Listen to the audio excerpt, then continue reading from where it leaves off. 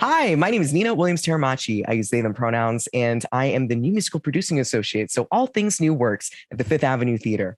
And this is Spotlight On, where we get to talk to a fantastic writer, composer, lyricist who is part of our Northwest by Northwest program, which is a co commission by the Fifth Avenue Theater and Village Theater.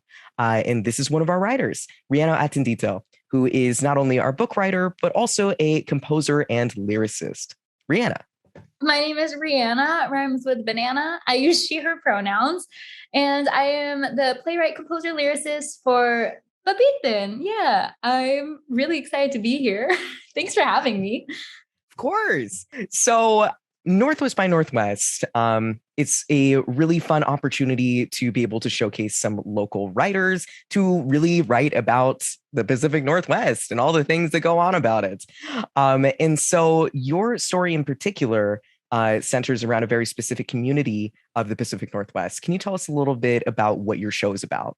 Yeah, so I am Filipino American and I grew up in Seattle actually. And so, the Pacific Northwest experience for me is very much my Filipino American experience as well. And so when I was asked to write when I was commissioned to do something for this and I found my picture, it was almost immediate that I wanted to write a Filipino American story about family and love and sisterhood and also grief, kind of just like wrapped up all in there in a magicalized Seattle that is very influenced by like my Filipino heritage.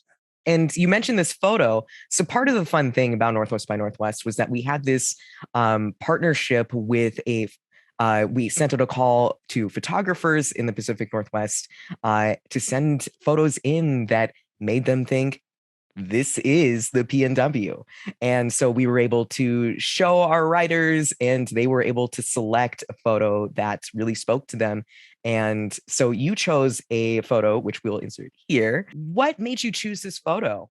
What spoke to you to inspire you to write a story about it? Yeah, I mean, we got like the entire like folder of like different pictures. It was just like there's so many beautiful pictures of like Pike Place and all these like like the mountains or just like all this beautiful scenery that's just like, oh, that is so like typical like PNW. And for some reason when I saw that one, I was immediately brought to like childhood and I was brought to like the memories of like my family and just like the parties that we would have.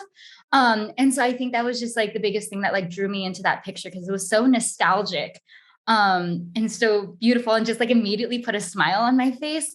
And it made me think of this Filipino game called Pabitin, which is basically like you have like bamboo kind of like cross like this, laying flat. I'm not going to explain this very well, but you have different treats dangling from it. It's almost like the Filipino version of a piñata. And you're essentially like an adult will like lift this device up and down and the kids would try to jump up and grab a treat for themselves if they can reach it. It turns into like a kind of a chaotic mess, but also a very fun game and very competitive. I was thinking back on what you were saying about this fantastical, magical landscape that you were building for your show. Can you tell me about where that inspiration came from and how you connect it to Seattle? Yeah. Well, a lot of the stories that my grandma would tell me, or just like I grew up listening to, were like Filipino fables. And they always had like some sort of moral, and they were always very like they would have like talking animals or like mystical beings. And when I was thinking of this story, and when I knew that I wanted it to be a very Filipino American centered story, I knew that I wanted to add that element. And one of my favorite movies is Pan's Labyrinth, which is very like fantasy reality and also like dark and like deals with like things that are really scary and also contextualizing it into a child's imagination and also experience. And I was so intrigued by that. And I was excited to play around with what that would look like with Filipino stories and Filipino folk tales and mythology and all of that. Is there a way that like So these stories that your grandmothers told you and all these very specific cultural elements to this, how is that translated into the musical world of your show? The story follows these two sisters who basically end up going on this really long adventure together. So it becomes a very like hero's journey sort of situation in their quest to try to rescue their grandfather, or as we say, Lolo. And a lot of the stories and the moments are influenced by things that like my grandma would tell me, or like my dad will tell that my dad would tell me. Um, like the sirenas, or the idea of like butterflies and what they symbolize in terms of like spirits and grief and death. And I was just really excited to figure out how to bring that into the context of Seattle specifically, just because we have like Starbucks and we have like the butterfly room at the science center. And so, yeah, it's really fun figuring out the many ways that I can look at the city that I grew up in and also bring myself and more of myself into it. As a all-in-one human being who is not only book writing and is also composing and lyricizing this show, can you tell us a little bit about your process as a writer? Yeah. So with pretty much all the stories that I write, I always know exactly how I'm going to start and how I'm going to end. So for me, it's very much about figuring out what the character's arc is and what journey they need to go on to get to the ending that I already envision. And when it comes to like musical styles, I mean, I write music and lyrics at the same time. So it's very much like I will be outlining and then I'll be like, oh, actually, I think I have an idea for this song. Or like, I think this feels like a moment that the character wants to sing about.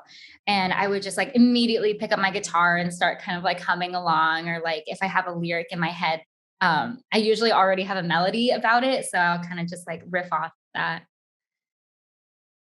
Awesome, thank you. And you were also doing some dramaturgical research on this as well, specifically with Filipino mythology. So, is there anything in your research that has really jumped out to you as like, oh, this was cool that I did not know? Oh my gosh, I feel like there's just so many different things. Well, one, it's the biggest thing is just like going back in and rereading all of these Filipino moral stories and seeing just like how dark and kind of gruesome that they are. A lot of them ends where it's just like, yeah, and then they died, and then everybody was like, "Yay!" And I'm like, "Oh my gosh, that's kind of terrifying." And especially to like learn about how all these like gods, like Filipino gods, like came to be, and like the stories that they have are just like really intense. So it's been great getting to not only learn so much about my culture and in that aspect, but just like really dive deep into the history. It's been like really exciting. So I'm hoping to pull as much of that as I can into this. Listen, well, I am excited to see whatever sort of thing that you're going to pull together. This is such an incredible show, and I'm so excited that you're part of this project. So, thank you so much for joining us for Spotlight On. This has been Rihanna and Northwest by Northwest. Thank you so much.